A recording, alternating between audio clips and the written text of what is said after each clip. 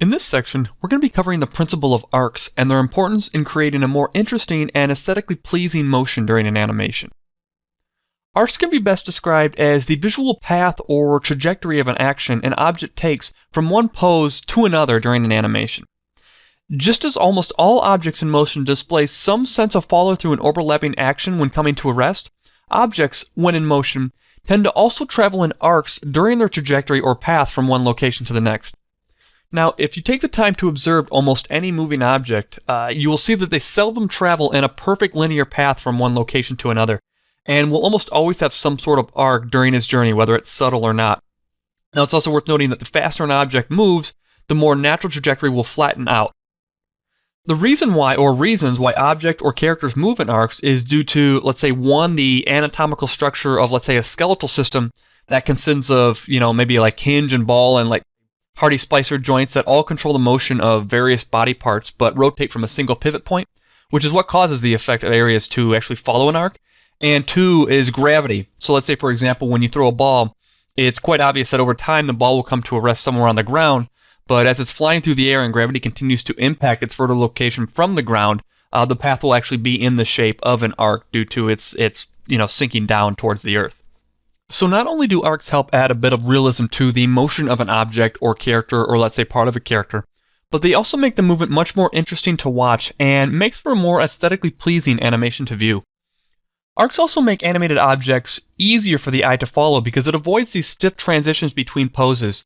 And a lack of arcs will make an animation feel dull and kind of result in a boring pose-to-pose feel, which will kind of be missing a certain sense of grace that animated objects should have during a motion. Now, let's take a look at a few examples involving arcs. So in this example, what we've got is just an animation of a leaf kind of falling to the ground here. Just kind of rotating. It's got some decent secondary as it kind of changes directions, but the trajectory that this object takes is pretty linear. If we select these keyframes, we'll see on frame 1 here, it's at one position, and then frame 30, you get a little bit of overlap, but at frame 30 it kind of spins and goes back to the other side, and it kind of does that as it reaches the ground here. So what we're going to do is we're just going to create an animation layer, and on this layer, adjust the vertical height of this, let's say, leaf as it's going through its trajectory to kind of show what it could look like with arcs instead. So I'm just going to create a new layer here. I'm going to set a key on 1. And then I basically know that I want it to stay at this point here throughout the animation, basically where it's tent poled at its positions here. So I'm just going to go through here, and because I know that it hits like it's either leftmost or rightmost position, I'm just going to go through here and set a key on frame 30, 60, 90, and 120 because I know that's where I kind of want to tent pole these keyframes back at 0. If you guys are familiar with animation layers, basically that just means that there is no additional value that's going to be impacting since these will still be zeroed out. So I'm going to go through here, and throughout this animation, I'm going to just bring the leaf down and then let it kind of transition back up to its up position, and we're going to adjust the curves and just kind of see how much this can impact the animation. So about halfway through here, I'm going to lower the leaf a bit.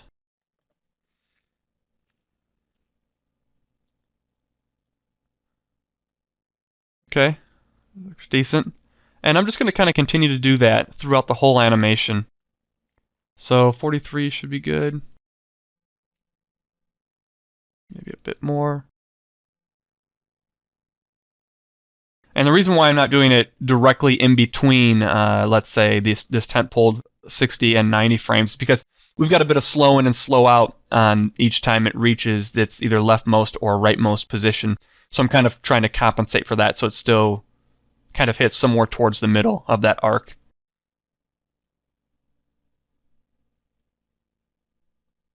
That should be good. And then this last one here, right about here.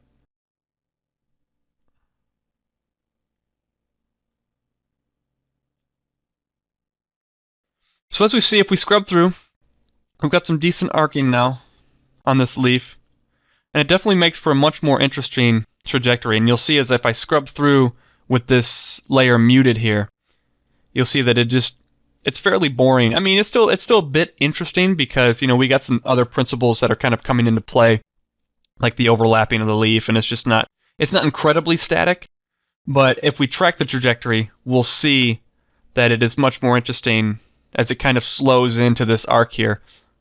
So it kind of comes down and then slows into the arc and has a bit of a kind of a weightlessness moment. And then it does the same thing on the way back down over here. And then it just kind of continues. So adding just a little bit of an arc in between these base poses here really kind of added a bit more appeal to the motion of this leaf falling to the ground.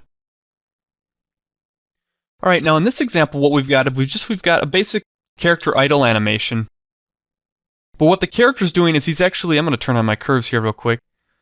We've got this character that's kind of, as he looks side to side, you'll see that there's a bit of a down look on the down rotation on these neck controllers to kind of show that, you know, as he looks from side to side, he's not completely just moving his head robotically, which is actually kind of important as you begin to move characters around.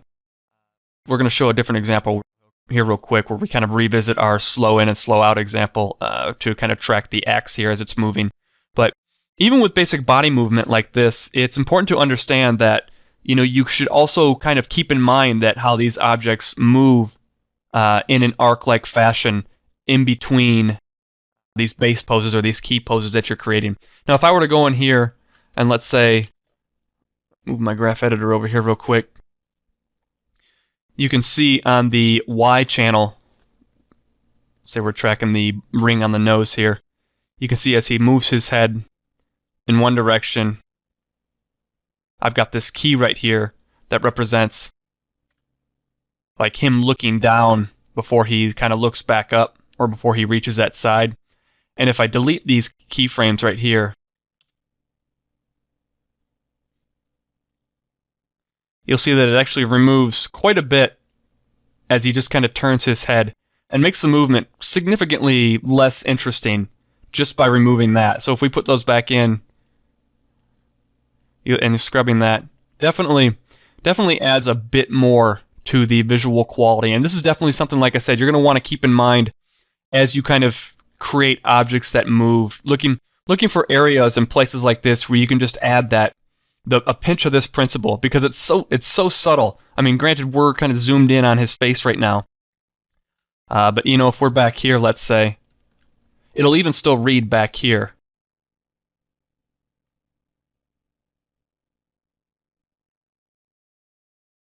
So if I were to go through and again remove these keys on the Y here, you could even tell, even at this distance, for as subtle as it may seem, it really kind of removes a lot from that head turn to not have them there.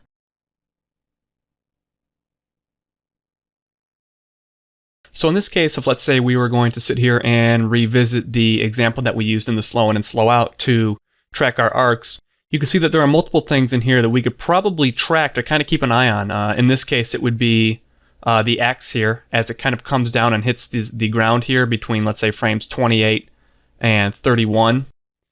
And even if you, let's say, look at the arm here, if you go to frame, let's say, about 18 to 20, and we scrub through, you'll see that if we're tracking, let's say, the wrist, we'll see it kind of follows this arc as, let's say, the attack is about to take place. The arm will come up, the hand will come up, and then it'll kind of, let's say, fall down where it starts at his side, and it just kind of comes down to his side, but a little further out throughout the motion here.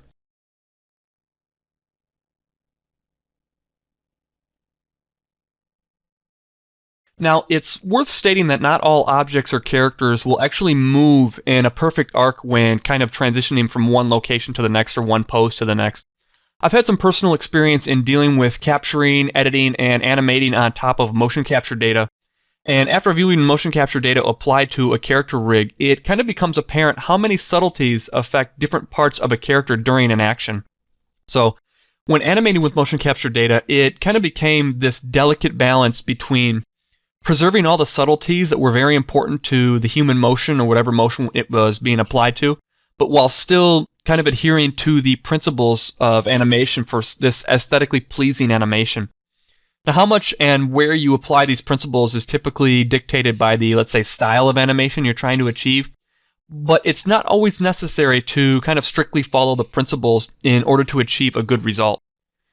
It's almost like it becomes this rule of knowing all the principles that make an animation visually pleasing to view, and then in some circumstances kind of tampering with or breaking those rules when necessary, so as long as it doesn't compromise the aesthetic quality of your end result.